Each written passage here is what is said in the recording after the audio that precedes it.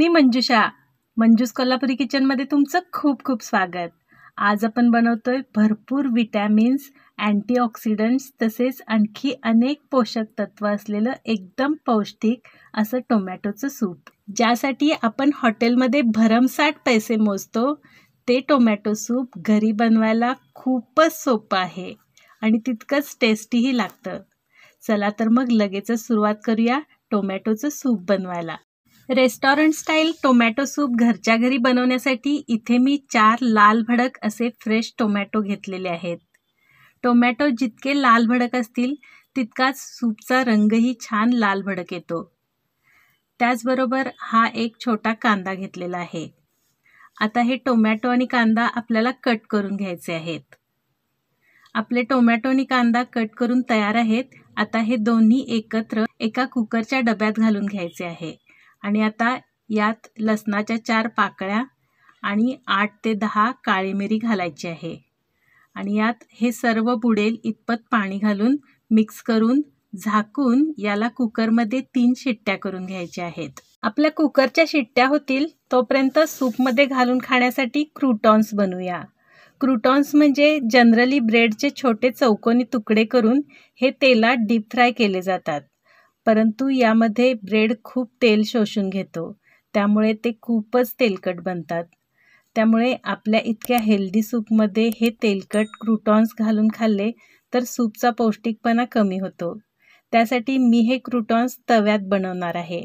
तुम्ही हे मायक्रोवेव्हमध्येही बनवू शकता। त्यासाठी तवा तापवून त्यावर थोडे तूप घालून घ्यायचे आहे। तुपाऐवजी तुम्ही बटर किंवा तेलही वापरू शकता। आता गॅस बारीक करून त्यावर या ब्रेड स्लाइस भाजून घ्यायचे आहेत। आता या वरच्या बाजूवरही थोडे तूप घालून अशा प्रकारे ब्रेड स्लाइस परतून घेऊन दोन्ही बाजूने छान खरपूस भाजून घ्यायचे आहेत। शेवटी गॅस बंद करून ब्रेड स्लाइस तव्यातच थंड करून घ्यायचे आहेत। थंड झाल्यावर त्या कुरकुरीत बनतात। त्यानंतर त्या सुरीने कट करून अशा प्रकारे छोट्या चौकोनी स्लाइस करून घ्यायचे आहेत। कुकरला 3 शिट्ट्या होऊन प्रेशर गेल्यानंतर कुकरमधला हा डबा बाहेर काढून याचे झाकण उघडून हे टोमॅटोचे मिश्रण थंड करून घ्यायचे आहे आणि आता हे थोडे थोडे मिश्रण एका मिक्सरच्या जारमध्ये घालून बारीक करून घ्यायचे आहे आणि एका गाळणीमध्ये घालून असे चमच्याच्या साहाय्याने हलवून गाळून घ्यायचे आहे। आता ज्या भांड्यामध्ये आपण सूप बनवणार आहोत ते भांडे गॅसवर तापत ठेवायचे आहे। गॅस एकदम बारीकच हवा। आता यामध्ये थोडेसे बटर घालून घ्यायचे आहे।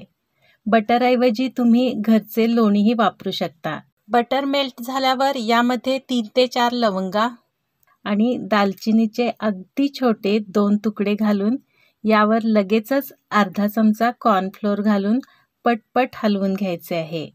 कॉर्नफ्लोअरचा रंग बदलता कामा नये आणि आता यामध्ये मगाशी गाळून घेतलेले टोमॅटोचे मिश्रण घालायचे आहे आणि व्यवस्थित मिक्स करून घेऊन तुम्हाला जसे हवे असेल त्यानुसार याची कन्सिस्टन्सी ॲडजस्ट करून घ्यायची आहे। म्हणजे तुम्हाला जर हे जास्त घट्ट वाटत असेल तर यात आवश्यकतेनुसार थोडेसे पाणी घालून घ्यायचे आहे आणि आता यामध्ये चवीनुसार मीठ आणि साखर घालून ढवळून छान मिक्स करून याला एक उकळी आणायची आहे।